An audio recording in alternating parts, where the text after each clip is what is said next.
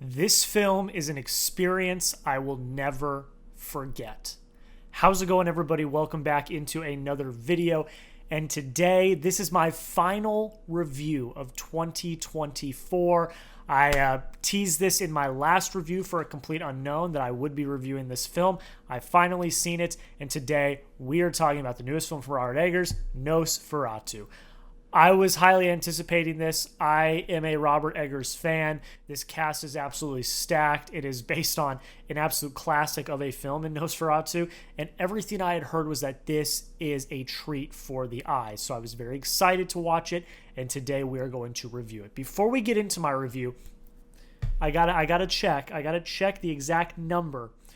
We are currently sitting 72 subscribers away from 2,000 subscribers. That was my goal for the end of the year, and we're 3 days away from the end of the year at the time of recording this. So if you have not already and you like what you see today, please consider hitting that subscribe button. The goal is 2,000. Like I said, I believe I said 72 subscribers away from that milestone. It means the absolute world. This is not a job. This is a hobby. I do this on top of having a full-time job. So if you enjoy the content, make sure you hit that subscribe button. But let's get into my review for Nosferatu.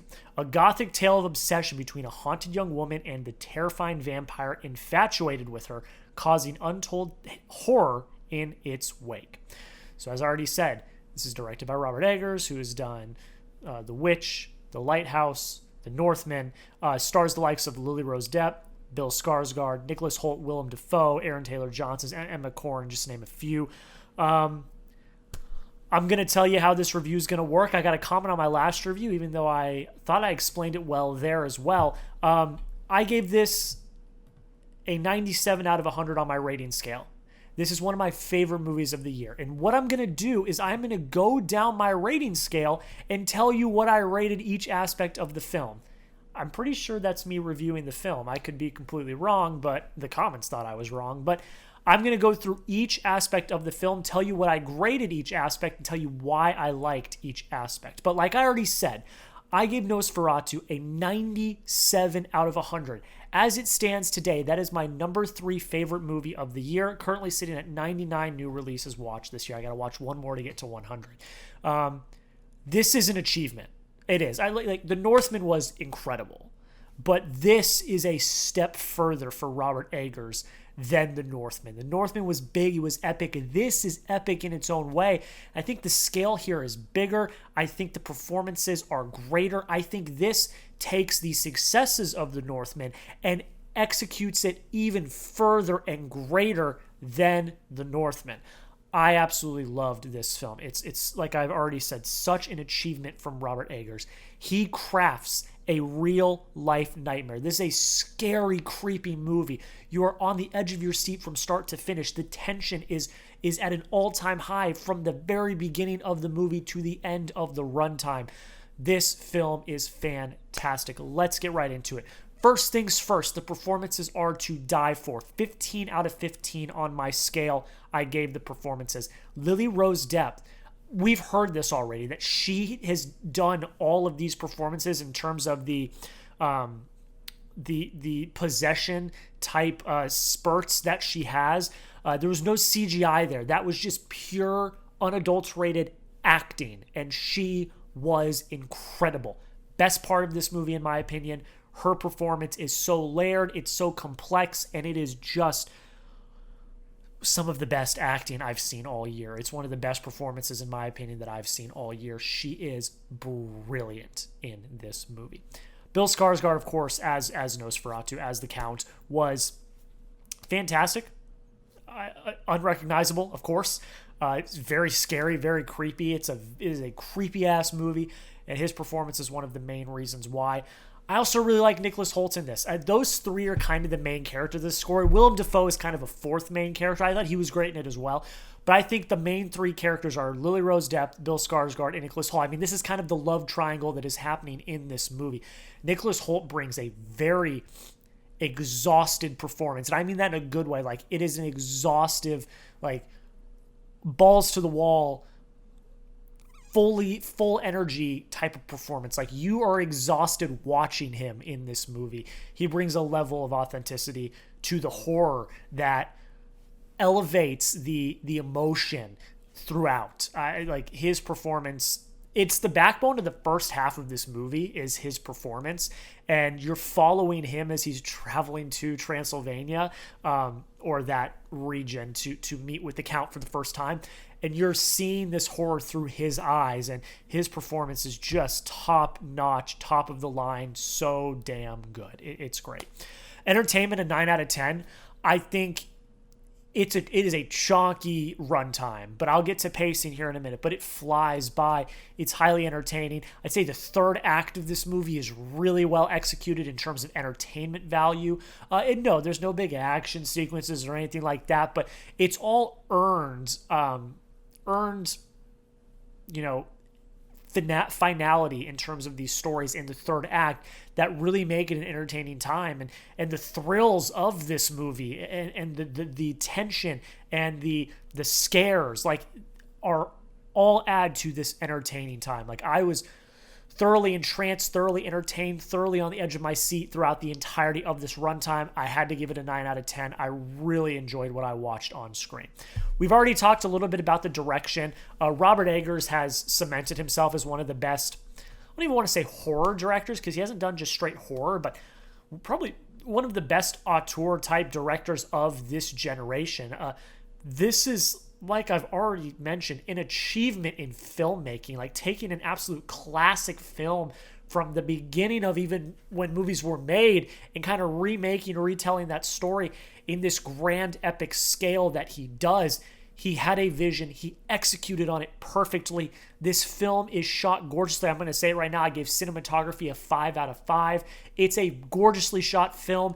The shot composition here is brilliant. It's executed to a T. And you could tell that Robert Eggers really cared about this story, really cared about the vision that he had to tell this story, and he executed it to a T. It was phenomenal. It was elevated cinema. It was a work of art, and it just was absolutely fantastic. I mean, it's a daunting task to take on a classic like this. This is one of the most classic movies of all time, and one of the most classic horror stories of all time. And for him to have, I guess, the ambition to take this on in his own way, hats off. He did it. He did the damn thing. It was absolutely fantastic. I have no notes whatsoever in terms of direction. Emotion, you already know, 10 out of 10. This is one of the most tense films I've seen all year. Count Orlok is always creeping in the shadows, and you know this. You can see this in the cinematography and in the filmmaking. He's always creeping in the shadows. You never know where he's going to pop up. It is tense. It is thrilling, and you are on the edge of your seat. I was biting my hoodie string the entire time because I was so anxious, wanting to see what was going to happen next. You fear for these characters. You are scared of the Count. It is such great, not overly done emotion. It's not emotion bait. They were not emotion baiting you. Like, this was earned emotion. And two, it wasn't overstimulation of the emotion. I did not feel like I was overly stimulated. I felt like this was the very right amount of tension and fright and scariness to this film. The emotion was top notch. Like I said, I was on the edge of my seat. I wanted to see what was going to happen next, and I was genuinely afraid for our characters. It was absolutely fantastic. Already talked about cinematography. I gave that a 5 out of 5. I think it is gorgeous to look at. This film is a feast for the eyes. I know if you're on Twitter or Instagram, you're already seeing some of these screenshots from the trailer stuff. The trailers look gorgeous as well. It's a beautiful movie. I think it deserves a cinematography nom for the Oscars. It's absolutely gorgeous to look at. It was a feast for the eyes. It was just that damn good. Score 5 out of 5. It's haunting. It's chilling. It gets under your skin. It makes your skin crawl. It gives you goosebumps. Like, the atmosphere of this film in terms of cinematography, in terms of score, in terms of the other technical aspects, in costume design, set design, editing, in terms of the performances, like, the atmosphere of this is grimy. It's chilling. It's cold. It's terrifying. Like the atmosphere of that, like I've kind of already alluded to, it gives you goosebumps. It makes your skin crawl. Like it was so well executed. And as someone that's not a big horror fan, I'm not a big horror fan at all. This was a good horror movie. Like it was not too frightening, but it was just frightening enough and just tense enough to get me fully invested and really enjoy it. Pacing 5 out of 5. I alluded to this at the beginning. This runtime is very chunky. It's a long movie. It's like 10 and a half hours or something like, or 10 and a half hours. Wow. It's like 2.5 hours or around that time frame. And it flies. Like by the time you get to the third act, like you don't even know where you are. Like this film has such an investment factor to it. You are so invested in these characters and this story that by the time you get to the end, you look at your watch like, wow, we are already finished with this movie. Like the pacing was fantastic. It's very well written. I had to give it a 5 out of 5. And for me, someone that is a stickler for pace, to get a 5 out of 5 is very hard to do, especially for a movie that is this long. And it did it so well. Technical aspects, which includes sound design, costume design, editing, visual effects, and production design. 15 out of 15. It's grand, epic, sprawling, incredible, edited to a T. The sound is brilliant, adds to the atmosphere. The set and costume design are fantastic. The visual effects, this movie looks beautiful. And it looks so seamless. And, like the visual effects, like, I know that there has been some controversy around this, but the fact that they used 5,000 live rats, like, come on, that's crazy. And the fact that they did it and executed it was incredible. Like, that's top-notch filmmaking, and you're not going to see that much anymore these days. You aren't. And it was damn good. All right, we always finish with the writing. The writing is always the last category I talk about because I think the writing is the most important part of any movie. 14 out of 15 for the writing. It's a very interesting, introspective look at good versus evil. I mean, at the core, this is a film just about good versus evil. It also tackles mythology versus science. I think that that's an interesting conversation that's had here.